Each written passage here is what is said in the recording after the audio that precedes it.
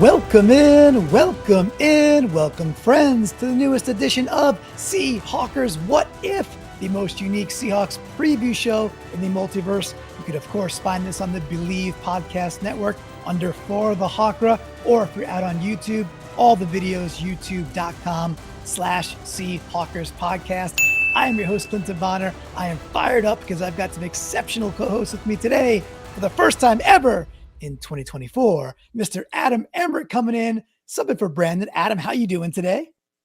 I'm doing great. I can't wait to put my best foot forward here in 2024 for you guys here on What If. I'm hoping to not drag the show down for you guys. We'll see. I mean, it's kind of a crapshoot. A boy can dream, right? And speaking of dreaming, we got Mr. Phil down there, center square if you're watching on YouTube, and I hope you are. He is center square because on What If, Mr. Phil is not just Mr. Phil, he's also the protector of the Seahawks multiverse, meaning he gets to set our themes, he gets to set the questions.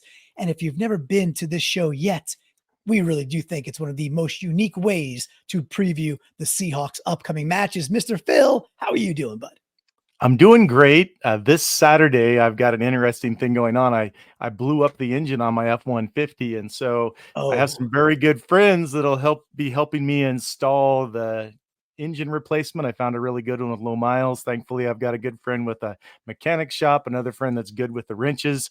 And so most of the day, we will be putting in an engine. So I may not be getting to watch this game live, but it sounds like most of our starters won't be involved in this either. So I'll be able to go back and just kind of check out some of the players that are on the bubble. And speaking of bubbles, that is our theme. Our theme is dealing with bubbles. Both teams have bubble players trying to make their way onto this 53-man roster.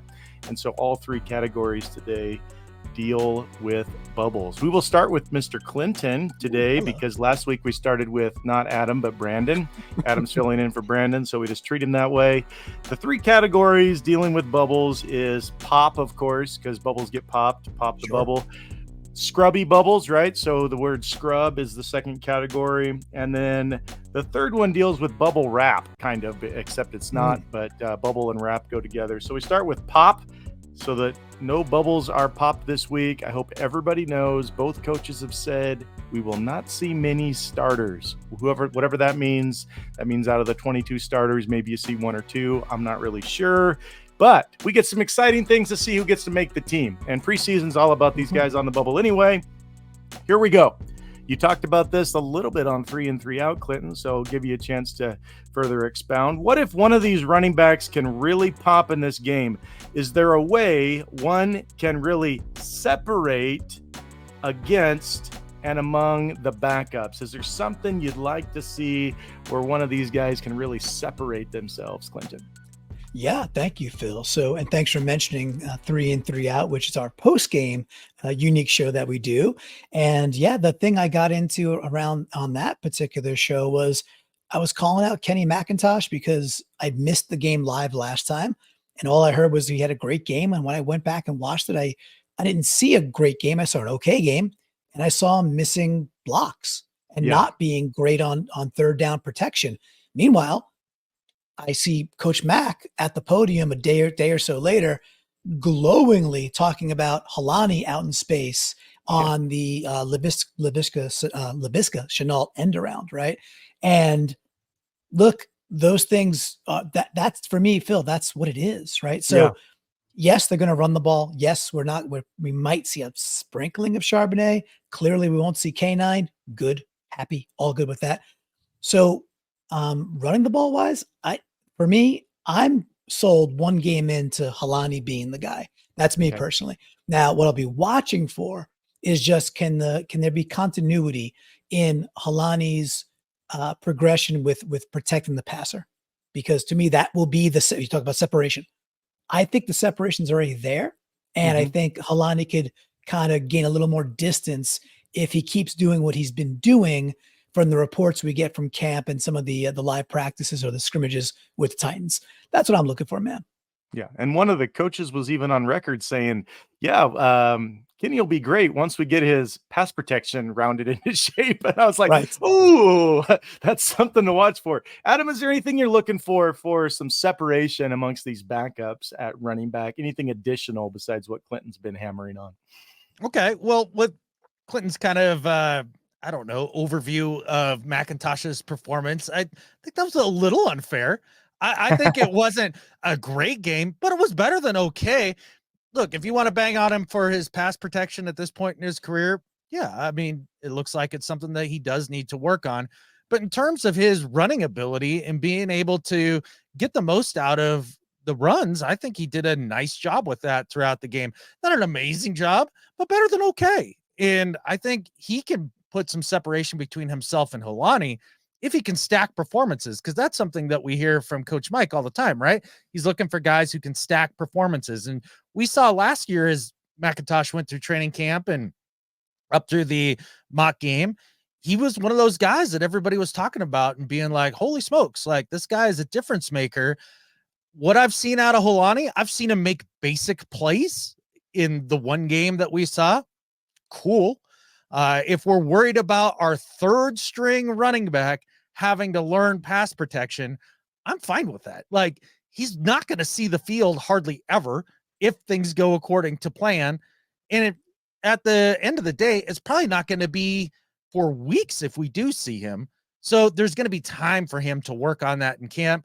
Most young backs that come into the league working on pass protection, that's a thing that they all have to do. How many times have we heard that even through the Pete Carroll years with different guys coming in, whether it was Penny or Procise or go down the list, right? Chris Carson. And one of the things that he said on each and every one of those dudes, they're going to have to work on their pass pro. So I don't think that that's one of those things that's insurmountable in any way. And I think he can totally do it. And it'd be a way for him to separate himself from Holani.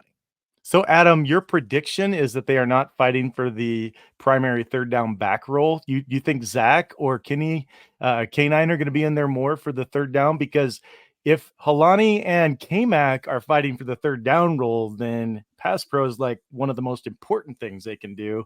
You don't think they're going to get that job? You just think they're actual third down back? Is that what you're predicting? I think they're actual third string running backs. Yes. And I have no idea in the world why on third down, the most important down in football, you would take one of your top two dudes off of the playing field. That makes zero sense to me, especially when Charbonnet and K9 both are good pass catchers, Clinton. That's how I see it anyways. Do you see it the same? Well, I do. I just get haunted by the ghost of Travis Homer being on the field way too often. And then our 2-minute offense, and I realize we have a coaching regime change. So before people throw tomatoes at me in the comments, and then DJ Dallas being on the field for way, way too long while we have what I think are just more talented backs. So I hope, and we talked about this before we even got on and got going. I think one of Grubb's strengths is that he leans into his strengths. So I think we're going to see more snaps for the better players. So I think it will go out, come out the way you're in the wash you're suggesting, Adam. I hope so. I've always hated the philosophy. Let's put our worst running back on the roster on the most important down. I've always hated that, and we've had too many offensive coordinators that have thought that way. I'm always get jealous of watching a team and their best running back is always on the field on third down. I don't know why you would do it any differently. I guess you're trying to protect him. You don't want him out there taking hits from big old defensive ends running full speed. It's the only thing I can think of. I mean, just quickly, right? To me, the best offensive coach is like McVay, right? Because he is like, I don't like the guy, but I don't know him, but like, I don't like him because he's a Ram. But when Gurley was Gurley, he didn't leave the field. I mean, Kyron Williams barely left the field, and he was a rookie, and he was tearing the league up. So I think they will just bend more towards that type of coach, and therefore more K9, or at least more Sharps, which I could deal with both of those. I really hope so. Okay, I got to keep moving. That whole philosophy has always been one that's kind of stuck me wrong. Okay, Adam, here we go with another thing on pop, because bubbles get popped. What if our defense can really pop against the Titans? And of course, we're not talking about our starters, because mostly they won't be there. Who are you looking for on these bubble players to possibly have a big game against the Titans? You kind of peeking toward them this match. To have a big game. See, I thought this or just some big moments, some flashes. Boy, I would say as far as bubble guys, let's look at the defensive backfield. Who would you guys consider to be on the bubble, Clinton? Like, because to me, Mike Jack feels like one of those guys that's on the bubble. Maybe one of the 2 corners that were drafted late this year in James or Pritchett, possibly Artie. they're on the bubble. I Artie.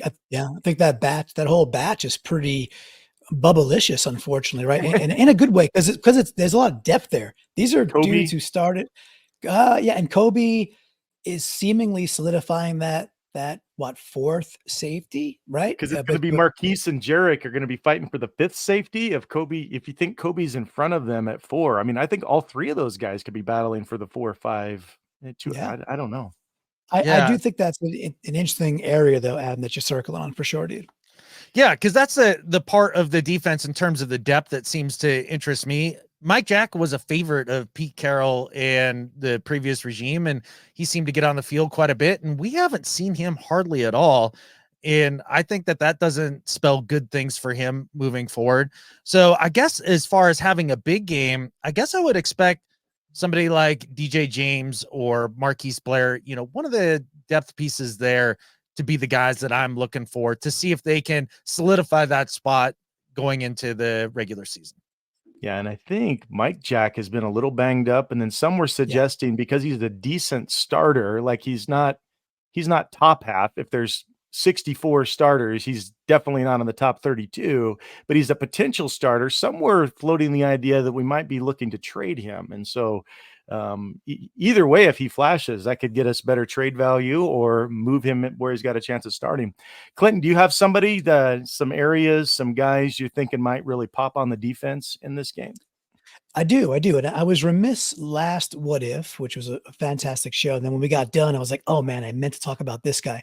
And I want to talk about this guy because I was intrigued about the Ladd McConkey matchup with the Chargers, which didn't manifest anyway because we just got so much pressure on, Perez or Easton Stick. It didn't really matter.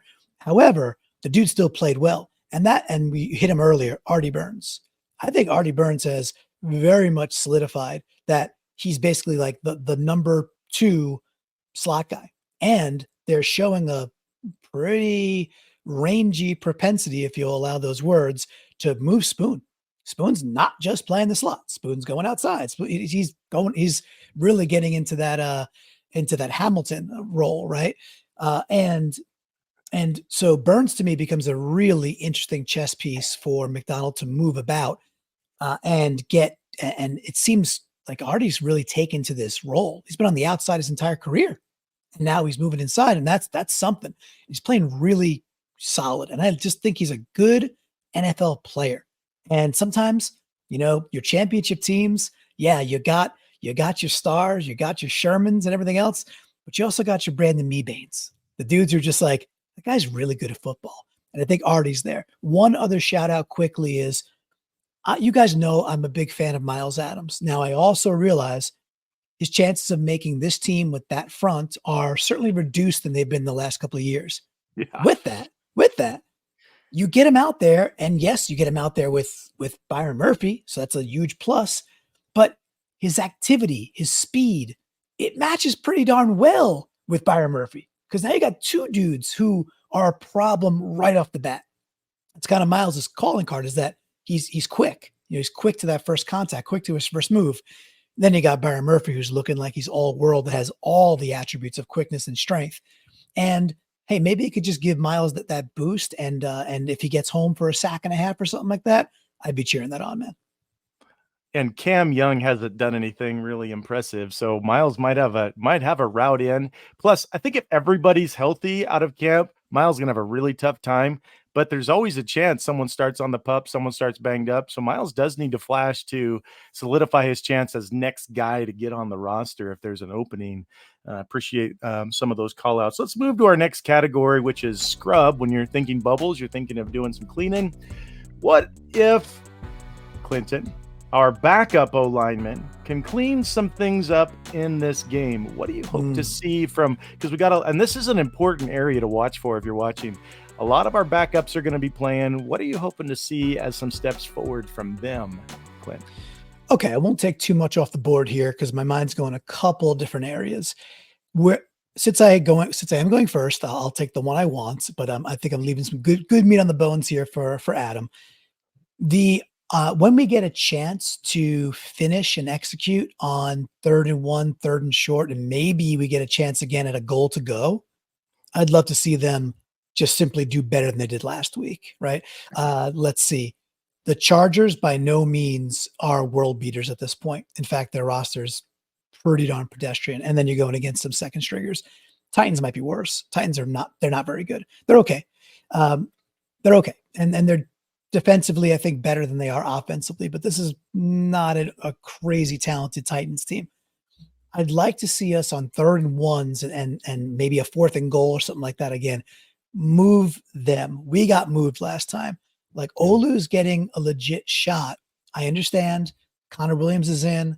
Connor Williams will be the starter once he gets in, acclimated, and into football strength, however long that takes. But this is still a great opportunity for Olu to stand up, and be like, hey, that was a mistake. Last week, I didn't really see it. And then again, in those short yard situations, I see him getting pushed back. There's some others that I think are maybe to blame as well, but and there's some other stuff I'd love to talk about, but I'll pass it and make sure that there's enough there. But yeah, man, let's blow some people off the ball on 3rd and 1, specifically center guard. I really want to see it there. Adam, what needs cleaned up from our O-line backups this week? Well, as far as cleaned up, I'm not really sure exactly where you put it. I guess for me, because I see McClendon Curtis as a backup at best. That's kind of his, I don't know, his ceiling to me. And so cleaned up, I would say getting him from tackle and putting him over at guard. Oh, okay. He just doesn't have the foot speed. And I think that would clean up a lot of his issues. But one of the things I want to see continue and not necessarily cleaned up is Christian Haynes really did have a nice game when he was in there and was able to move guys, kept his feet moving, was able to turn dudes, and really had a nice productive football game. And if this offensive line on the interior is going to be the best that it can be, then he needs to earn himself a starting spot. And so just a few of the little things that he can work on in terms of the run game and just getting to the second level and doing that sort of stuff, I think is going to be beneficial to him in terms of trying to secure that starting position. But basically the guard spots are going to come down to 2 out of the 3 dudes of Tomlinson, Bradford, and Haynes. And boy, would I really love to see either Bradford and Haynes be the 2 guys that win those spots and move forward, rather than somebody in Laken Tomlinson who, is a lot like Mike Jack when you were talking about, yeah, he's a starter, but, he's kind of just a dude, and that's good, but it's not amazing. And that's how I feel about Laken Tomlinson, an older guy. I'd like these 2 younger dudes to kind of take the bull by the horns and secure those guard spots. Yeah, you're looking for a guy whose ceiling could be on the way up instead of someone who ceiling is on the way down. I mean, the elevator isn't going to be going up for Tomlinson. He's kind of arrived at his highest floor. So, yeah. Well, just to poke at that for a second. Okay. 2 years ago, he made the Pro Bowl. Yeah. No, that was it. That was the peak. So that's a pretty good, okay. But this is not like Pro Bowl for a quarterback where they have to scrounge and they can't find dudes because nobody wants to play or they're in the playoffs. So, he made the Pro Bowl 2 years ago. He got paid and then had some disappointing time after that, right? So just to kind of counterpoint, my favorite combo is Haynes winning the right guard. I think Tomlinson just securing what he did as maybe the veteran guy out there is quite useful. He might be useful in game situations because he's been there before. And I'm a big hockey fan. So you get that old grizzly defensive, vet who knows what to do when the playoffs come around in a hockey team. It makes a big difference. And I really do think that some of that would rub off and be lost if he's not one of the 5 dudes out there. I'm sorry if it sounded like I was a Tomlinson hater. I'm happy with the signing. No. I just trying to interpret some of what I felt like.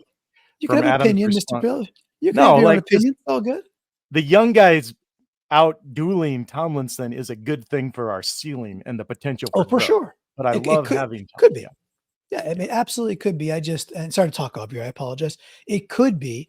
I think the best 5 actually includes Laken Tomlinson right now. Probably. Okay. Yeah, I think there's some things to clean up. I think what was a little dirty was their consistency. There was a lot Mm. of good moments for a lot of the young guys. They had some bad moments, and that was kind of what I was wondering if stood out to you guys, but apparently not. Continuing forward with scrubbing things, what if, Adam, there are players who had to prove they're not a scrub on Saturday? Who better show something quickly? You're saying these guys are about missing their chance. The window's going to close. It's going to be slammed. You've seen a couple guys, something better move forward quickly for them. And you can pick any side of the ball, special teams, whatever you want. I'm trying to leave this a little open-ended for you, Adam. Yeah, I would say D. Eskridge. This is Okay. it. He better put something on tape that's impressive. And it sounded like he may have even gotten a little nicked up in the last game as well. He better prove that he can get back out on the field again just a week later. And he needs to do something because Chenault is probably going to make the roster just as a returner. And I don't know exactly how many receivers that they're going to keep, but at this point, is D. Eskridge one of those dudes? I think it's not looking great for him. And especially when you look at his track record over the last few years in just kind of the disappointment that the career has been to this point, he's got to flash something. And it doesn't necessarily have to be on offense. He may need to be able to take advantage of a special teams rep or two in terms of returning that could give him a spark and make it look like that he has an opportunity to make this roster. But right now, to me, it feels a little bleak for D. Yeah, there's probably 7 in front, like Clinton showed on the 3 and 3 out, where D's way outside at this point. That's a good call out. Clinton, anybody for you? They better step up. The window's about to get slammed shut for them. Yeah, I think a different D, a DT, Daryl Taylor, and Okay. I don't know about his. I don't know about his health. I think he's healthy. I think we should try and confirm that in real time if we can. But haven't heard much about him at all really throughout camp. It's kind of just been not too much talked about, not a lot of buzz, not a lot of momentum around him as even like a pass rush specialist in a system that could potentially unlock him. And it seems to be kind of fading. Now, let's see what they do. Does Macdonald, is he too attracted to the speed and says, whatever, I'll just use him on third downs and figure it out? Maybe. That's one. I have a sneaky one that I want to throw in there too. This guy can't seem to get on the field. He keeps getting hurt, and he had a really disappointing last year. Draymond Jones. Like, is there, he's probably not going to play again. I think he's dinged up again. He won't. You're right. I don't consider him like, okay, he's an absolute starter. Like when the first 4 come out, Draymond's one of your 4. I don't know. I'm not sure that's actually accurate. And when you start to see what Mike Moe and others are doing out there with their reps, talk about like upside and younger versus maybe someone that kind of hit their ceiling maybe a couple of years ago now with the Broncos, not even on our team. It's just a weird spot, I think, right now for Draymond Jones. And of course, he's not out there. He's not healthy, so he can't even prove it. I just get this feeling that something might happen with him and this team. Like he might be quite a tradable piece to a team that really could use that person right away, where we kind of have more depth there. Maybe you can go get, I don't know, just a 4th rounder, a 5th rounder, maybe shed some salary. Just a thought. It wouldn't shock me. And you hit on a thread that's all of a sudden been kind of getting me. I went into camp thinking I'm mostly worried about middle linebacker, not so concerned about much else. But lately, I'm starting to think edge. Like, do we have anybody really special? I mean, we have Nwosu, who's absolutely solid. Mafe can beat his guy, but I don't think we have anybody that's game planned for. And that kind of matters on the edge, that you have somebody they've got to worry about. And if Dre Jones can't be a problem against one guy, that doesn't portend super well for us. I mean, I'm happy with all of them. I just don't think there's anybody they have to game plan for. I think we have solid guys. Am I crazy to be a little concerned about edge right now on our defense? Or I'll take a stab. I'll pass it to you, Adam, real quick. I mean, I do think that Derek Hall showed he played a really good game. He played who is he going against? Well, but again, he's going against the guys that are out there, right? He can't Yeah. control that. And this is year 2. He's stepping up.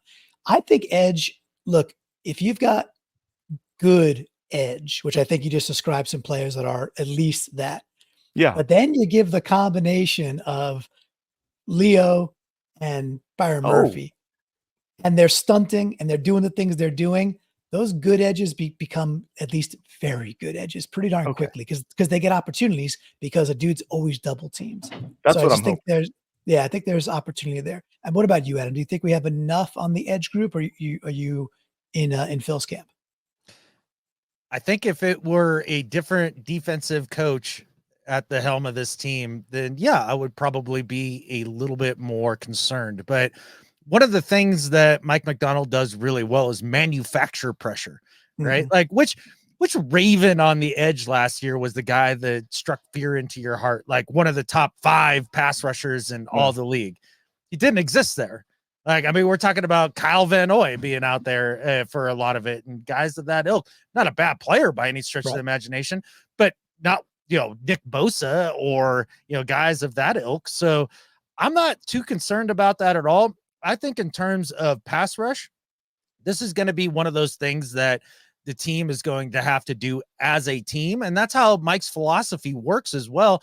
You see a lot of the stunts and stuff like Clinton had mentioned from the preseason game that was creating availability of sacks for like Radigan, shooting the gap and things like that after Byron Murphy wraps around one of the other players and that sort of thing. So I don't think that the idea of not having that premier edge player is all that concerning to me, because Macdonald is a wizard at manufacturing pressure.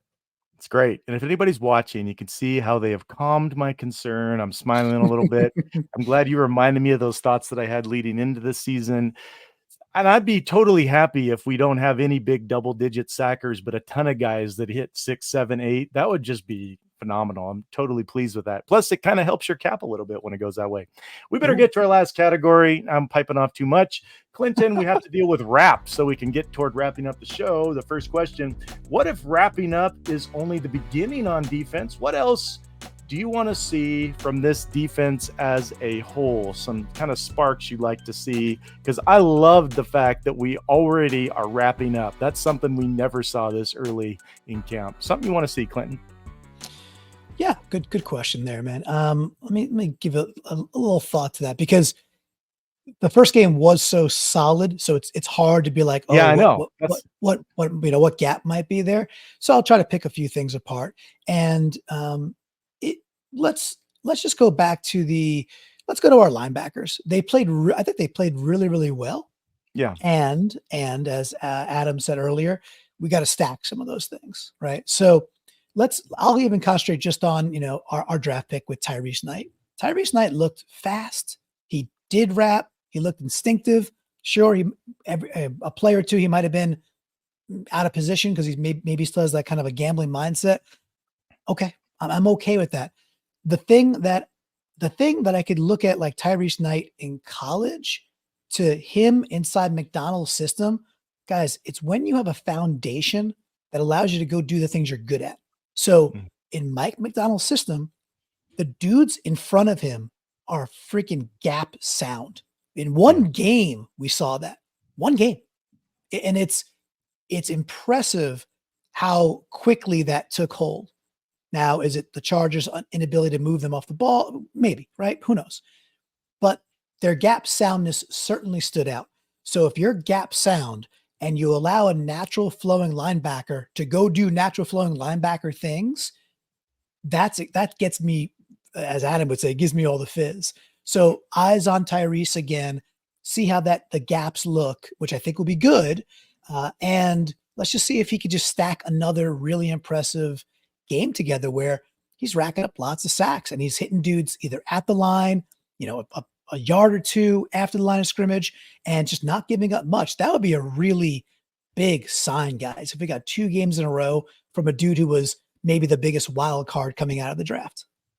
All right, Adam. So we love seeing the wrapping up. Some things we can look to enjoy from the defense in the second matchup that you're hoping to see, or maybe we missed last time. What do you got?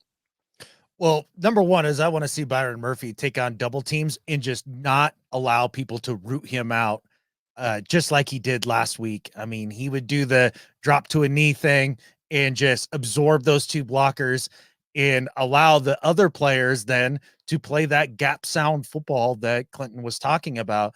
And I think the first and foremost thing that I'm looking for out of this defense, I want to be sure that they are establishing the line of scrimmage and moving the line of scrimmage backwards. Like that's Oh yeah. over top of anything else. If they can command that area of the game, that makes it easier on the linebackers. That makes it easier on the corners. That makes it harder on the quarterback. It goes on and on and on because it all starts and finishes up front. So if they can do that, continue to be gap sound. I love that Clinton brought that up because that was probably the most impressive thing to me about the defense in this last game.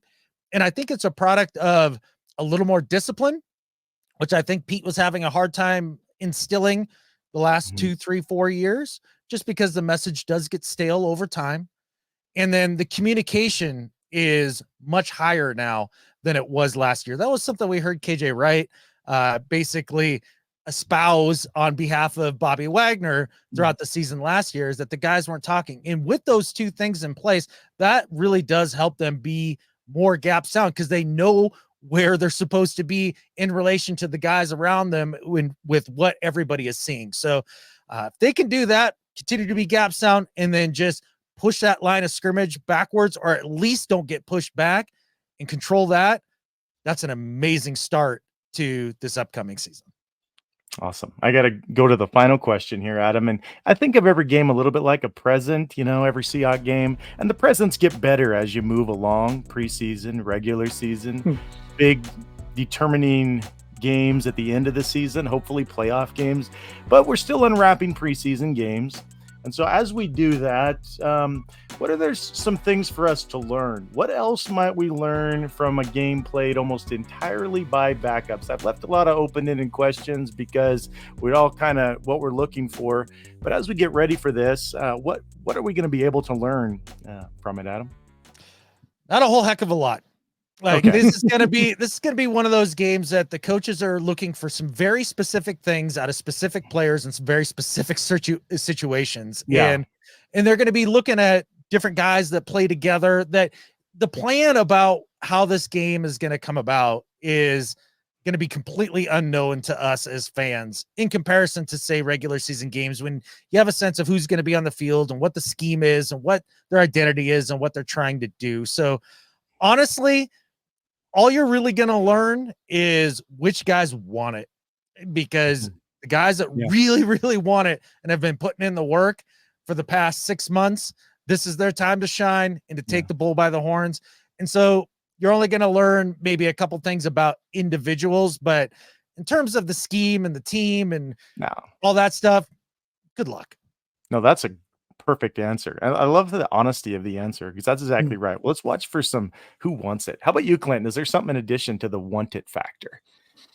There's a couple of intra matchups that I think are worth watching, right? Kind of where we started, but the first question you asked, but I could circle back to it now also and give some extra things to watch out for that I think fit this category. So for me, we talked about the wide receiver room, right? I would think they keep 6. We'll see how that all shakes. So to me, that means there's a jockeying between Derek Young and Aesop Winston Jr. Let's watch that. They've both been really good. If you watch Aesop Winston at all times, his hands are ridiculous. He's got incredible hands. Derek's got the size, and Derek's got speed. And he's way better as a gunner. Yeah, he's more powerful as a gunner. Yeah. He's just a bigger, faster guy. But Aesop might be a better receiver, right? So what are they after? So that'll be interesting. Then I also think like the Mike Jarrell and the LeMaya situation. Like, okay, those are 2 later round draft picks. Does one of them make the roster? Do they both make the roster? Is there any separation that we could look for there? And the last sneaky one I'll talk about too is, you mentioned before we got on that Pharaoh Brown went down today and maybe an ankle, maybe a leg. They don't know the extent of the injury. So I'm interested in seeing, does Brady Russell even play? That to me is a little, could be a big clue, right? If it's now just the Mabry, Westover, AJ Barner game, and they actually bubble wrap to go with the theme. Brady Russell. Well, that means he's punched his ticket to the 53. So at least there's a couple more things we could be watching for that I think give us some more. I think he has, but You don't know. They paid. They have Noah Fant. They paid him a lot of money. They brought in Farrell Brown. They paid him okay money. They drafted a tight end in the 4th round. That's how. That's the how, right? I happen to agree that Brady deserves it. And how many tight ends do they keep, et cetera, et cetera. But I want to see if they put him in bubble wrap. That would be really, really almost, I think, cool. Yeah, I almost asked who all is going to be in bubble wrap, but how can we possibly know? Or who would you put in bubble wrap? But how could we know? We did last week as we did what if. We were like, what if we just really go for it on defense and we hold them to like 0 or 3 points? And we did. So we did. Why not have dream scenarios come true? Like we did Russell, Brady Russell locking it up, doesn't even play. That'd be pretty sweet. Anything to add, Adam? Some stuff you thought I might ask or that you just felt like is missing out, that we're not hitting on in this particular show for preview? I am very surprised as to how high everybody is on Brady Russell after one preseason game. Like, I mean, it was a nice game and I love his flowing locks. And I think that, he's a fun player, but you don't invest in AJ Barner and Farrell Brown and Noah Fant for no reason.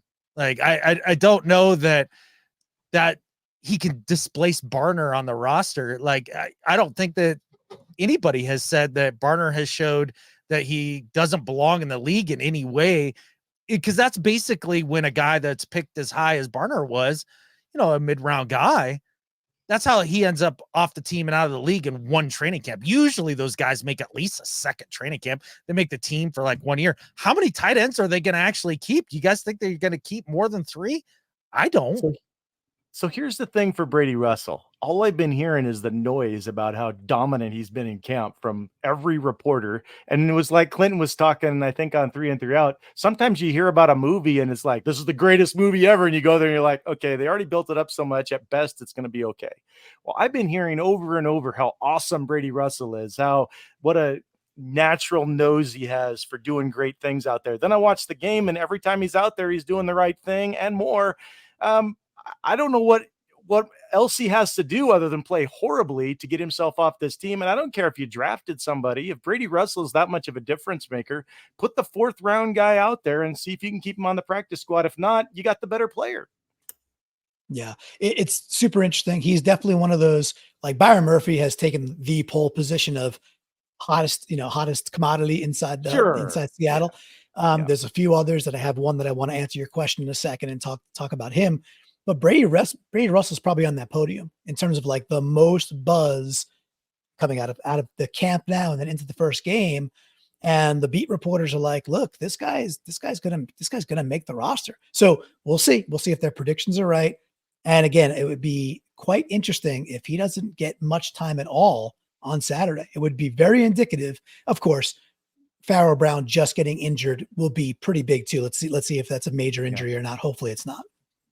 Yeah. And you had something else to add, because obviously if Farrow's out starts the season, on IR, has to wait a month, then it's even easier. Like what kind of prediction? Yeah. But you got something else before we close up, Clinton? Yeah. Just one quick thing is that we mentioned at the top that they had the 2 scrimmage days versus the Titans. So just, we're not going to see these starters, but I think it'd be a chance to talk a little bit about the lockdown job that we are seeing from Tariq Woolen.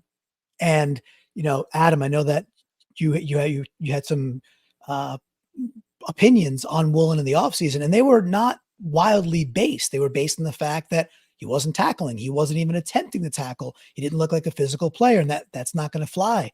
And now we see him out there and he's locking up Calvin Ridley with like no room to go on one-on-ones, by the way. Mm-hmm. This is a one-on-one drills, and he's covering quite a talented receiver. I think he's a little overrated personally, but still quite a talented NFL receiver in Calvin Ridley. And Ridley's out there talking about how good Tariq Woolen is. It's just very interesting and something to call out. And if people did miss that, keep your eyes open, because it looks like Woolen is ready to take that sophomore slump and forget about it and just give his career, like go from 1 to 3. Maybe he's the opposite of Jason Myers there, Adam. Maybe.